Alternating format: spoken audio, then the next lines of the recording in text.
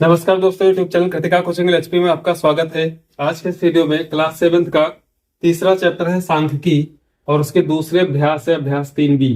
तो यहाँ पर 3B का जो पहला प्रश्न है वो समांतर माध्य से संबंधित है। तो यहाँ पर अभ्यास 3B में जो प्रश्न दिए हैं आपको समांतर माध्य ज्ञात करने से संबंधित है। तो जैसा कि पहला प्रश्न दिया है कि किसी कक्षा के 5 शिक्षार्थियों ने गणित की परीक्षा में क्रमशः 40, 50, 68, 70 और 72 अंक प्राप्त किए। उनका समांतर माध्य आपको ज्ञात करना है, इनके प्राप्तांकों का। तो यहाँ पर आप देखें कि कुल विद्यार्थियों की संख्या है 5 और उनके जो गणित के प्राप्तांक दिए हैं 40, 50, 68, 70 और 72। तो यहाँ पर समांतर माध्य का जो फार्मूला होता है वो क्या होता है, कुल पदों का योग बटे कुल पदों की संख्या। यानी कि जो पद आपको दिए हैं इनका कुल आपको योग करना है और इनकी संख्या से भाग कर देना है तो माध्य निकल के आ जाता है। तो यहाँ पर जैसा कि पहला प्रश्न में ही समांतर माध्य ज्ञात करना है तो कुल पदों का योग, यहाँ पे जो पद आपको दिए हैं कौन कौन से, जैसे 40 है पहला, दूसरा 50 है, तीसरा 68 है और चौथा 70 है और पांचवा क्या है 72 है। इन पांचों पदों को जोड़ करके इनकी जो संख्या है 5 इससे भाग कर देंगे तो जो भागफल आएगा वो इनका माध्य प्राप्तांक कहलाएगा। तो यहाँ पर जैसा कि आप जोड़ते हैं 40, 50 तो 90 हो जाता है। 90 में यदि आप 70 और जोड़ देते हैं तो 9, 7, 16 यानी कि 160 हो जाएगा। 160 और उसके बाद आपका बचता है 68 और 72। तो 72 से 2 इस 68 में डालेंगे तो 70 और 70 140। तो यहाँ पर 140 और इसमें जोड़ देंगे तो ये आ जाएगा 6, 4, 10 का 0, 1, 1, 2, 3। यानी कि ये कुल योग इनका आ जाएगा 300 और उस 300 को आप भाग कर देंगे 5 से तो 5, 6 का 30, 60। तो यहाँ पर जो 60 आया है वो इन पांचों शिक्षार्थियों का माध्य प्राप्तांक कहलाएगा। क्वेश्चन नंबर 2 है, किसी फैक्ट्री के 15 मजदूरों की प्रतिदिन की मजदूरी क्रमशः यहाँ पर आपको दी है 70, 110, 65, 80 और इसी प्रकार से लास्ट में 86 रुपए है। तो इन मजदूरों की मजदूरी का समांतर माध्य ज्ञात करना है। तो यहाँ पर आप मजदूरों की जो संख्या दी है वो 15 मजदूर हैं और 15 मजदूरों की जो मजदूरी दी हुई है इनका माध्य ज्ञात करने के लिए आप क्या करेंगे, इन 15 आंकड़ों का योग ज्ञात करेंगे। तो 70 से लगा करके जो 86 तक ये संख्याएं दी हैं इनको आप जोड़ेंगे और इनकी संख्या को 15 से भाग कर देंगे। तो यहाँ पर जब आप इसको जोड़ेंगे तो इनका कुल जोड़ आता है 1320 रुपया और 1320 को जब आप 15 से भाग कर देंगे तो 15 अट्ठी होता है 120, यहाँ पर 12 बचेगा तो पुनः 120 होगा तो 15 अट्ठी 120 यानी कि 88 रुपए इनका औसत मजदूरी कहले या फिर माध्य मजदूरी कहलाएगा। क्वेश्चन 3 है कि नीचे दी गई सारणी के आंकड़ों का समांतर माध्य ज्ञात कीजिए। तो यहाँ पर जो पहले 2 प्रश्न थे उनमें जो आंकड़े आपको दिए थे वो अवर्गीकृत थे, इसलिए जितने भी आंकड़े थे उन सबका योग और को उनकी संख्या से भाग करना था। यहाँ पर आपको क्वेश्चन नंबर 3 और 4 में एक सारणी बनी हुई है जिसमें पद लिखे हुए हैं और बारंबारता लिखी है। यानी कि जैसे पद 4 है उसकी बारंबारता कितनी है, 3 है। यानी कि जब इसको हम अवर्गीकृत आंकड़ों में लिखेंगे तो इस 4 की संख्या जो है कितनी बार आएगी, 3 बार आएगी। तो इन वर्गीकृत आंकड़ों का समांतर माध्य ज्ञात करने के लिए एक सूत्र होता है sigma F x upon sigma F. यहाँ पर जो पद दिए रहते हैं वो एक्स उनको मानते हैं और जो बारंबारता होती है इसको एफ मानते हैं। इसके बाद आपको एक सारणी खड़ी खड़ी बनानी है और यहाँ पर क्या करना है कि एफ और एक्स की गुणा करा करके उनका योग ज्ञात करना और जो बारंबारता है उनका कुल योग ज्ञात करना है। इसके बाद एफ एक्स को सिग्मा एफ से भाग कर देना है तो बारंबारता ज्ञात हो जाएगी। तो यहाँ पर जैसा कि आप पहली सारणी देख रहे हैं ये आपको प्रश्न में बनी मिल जाएगी।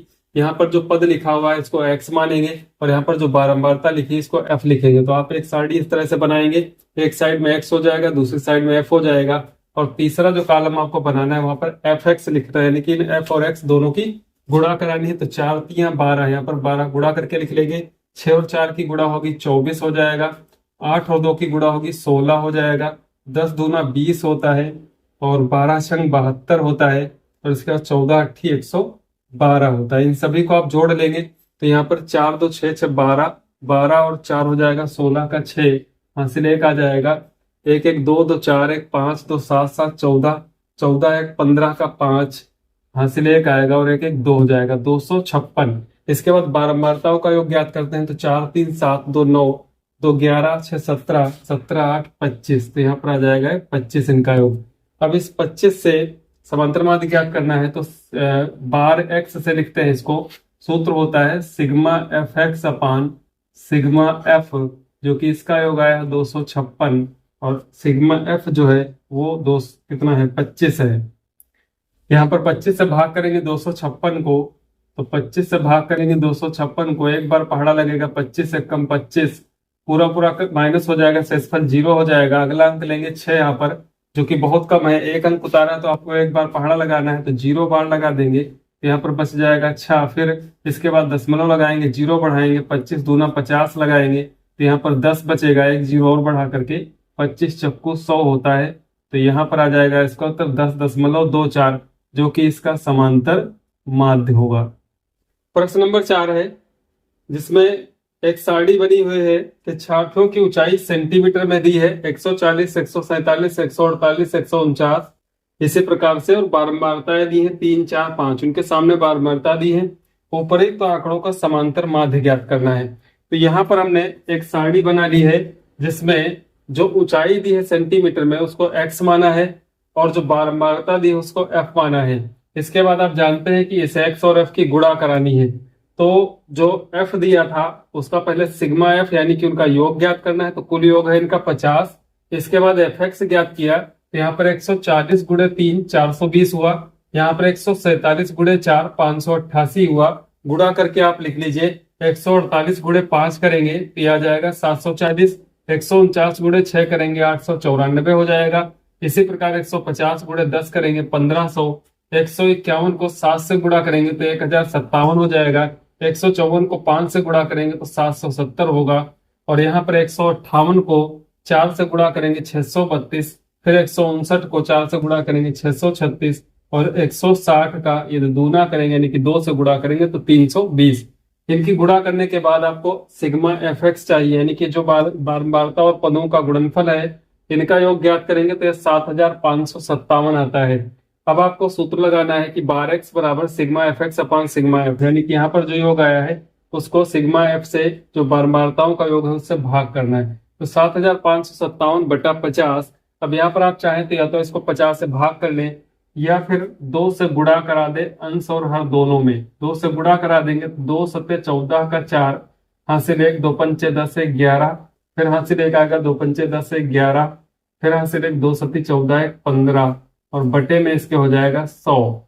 अब आप 100 से भाग करना आसान समझते हैं, यहाँ पर 2 जीरो हैं तो दाहिनी तरफ से गिन करके 2 अंक के बाद यहाँ पर दशमलव लगाना है, यानी कि हो जाएगा 151.14। चूंकि ये जो आंकड़े दिए हुए हैं ये सेंटीमीटर में ऊंचाई दी है तो ये सेंटीमीटर आ जाएगा।